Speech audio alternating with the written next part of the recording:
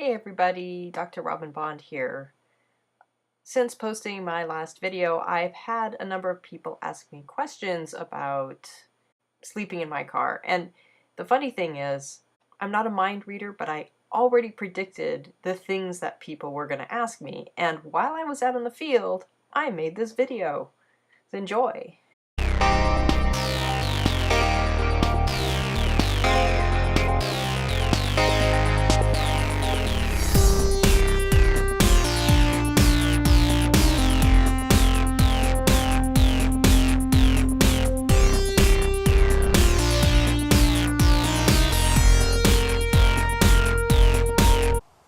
Okay, so I've decided to do a follow-up on sleeping in your car. First of all, how long have you been doing this? First time I slept in my car was sort of an emergency.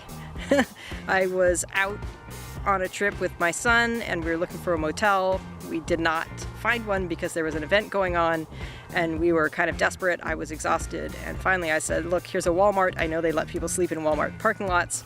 Let's put down the back seat of the car and see how comfortable it is. So that was my 2009 Pathfinder, and we fit pretty well. Wouldn't have been good for someone who was over 6 feet, but it worked pretty well for us. My son at the time was 14, and so he was still pretty short. Once I realized how comfortable it could be, we started doing it all the time. In fact, I've done several cross-country trips.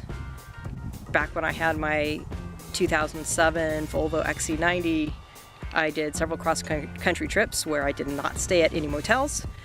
Most notably, when I was moving to Washington, my youngest son and I spent, I want to say, 7 nights on the road. And we spent 2 of those nights with friends or family who live in the middle of the country. And the other nights we were sleeping in the back of the Volvo. That was pretty comfortable. That is actually the most comfortable car I've ever slept in. I highly recommend it if you can get access to a Volvo XC90.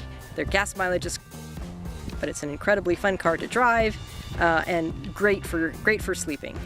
When I totaled my Volvo, I got a Subaru Outback, and I could barely fit in there. It was really tight. I'm 5'9", and I had to sleep kind of diagonally, basically, to make it work. I never took a road trip with my son in that car. So at that point, he was over 6 feet, he would not have fit. That was kind of my emergency car. I got it with over 200,000 miles on it, so it didn't last much more than a year, and then I just got the Escape. So this is the 4th car I've slept in the back of. It works pretty well. I know people who have done far more traveling than I have, sleeping only in the back of their car.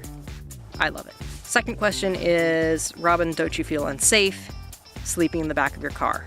I mean, especially when you're out in the middle of nowhere, which is where I am right now because I'm out doing field work. The answer is no, I actually feel very safe because it's a car, it locks. If I were tent camping, I would definitely not feel safe being out by myself as a woman, but it locks kind of hard with the sleeping platform, but I can get the sleeping platform undone and back to driving arrangement without getting out of the car. And so I could just keep the car locked and put the seats back and drive away if it were a real emergency. It was a lot easier in the Volvo going from sleeping to getting into the driver's seat without actually getting out of the car. But actually, to be honest, I've never been in a situation where I felt unsafe. So a lot of times when I'm driving cross country, I'll stay at a truck stop. I'll stay where it's well lit so that no one's gonna try anything funny. And honestly, if there are a lot of people around, no one's going to do anything crazy. So a lot of times when I'm out where people are, it's not an issue. There are enough other people to keep me safe. Out in the middle of nowhere, I'm not sure how I would feel about staying here in the middle of the tourist season. It is not the middle of the tourist season. The lakes are frozen and people come here to fish, so no one's here. I know when I've been here, even in the fall, there have been people staying here in their RVs, but you know, most people are pretty nice. I've been pretty amazed at how willing people are to just be friendly and to help you out if you need a hand. So I'm really not that worried. Third question is, how much did it cost you to build that sleeping setup? And I think the answer is about $80. can't remember exactly, but basically 1 night in a motel. So I've already recouped that. I'm about to do night 3.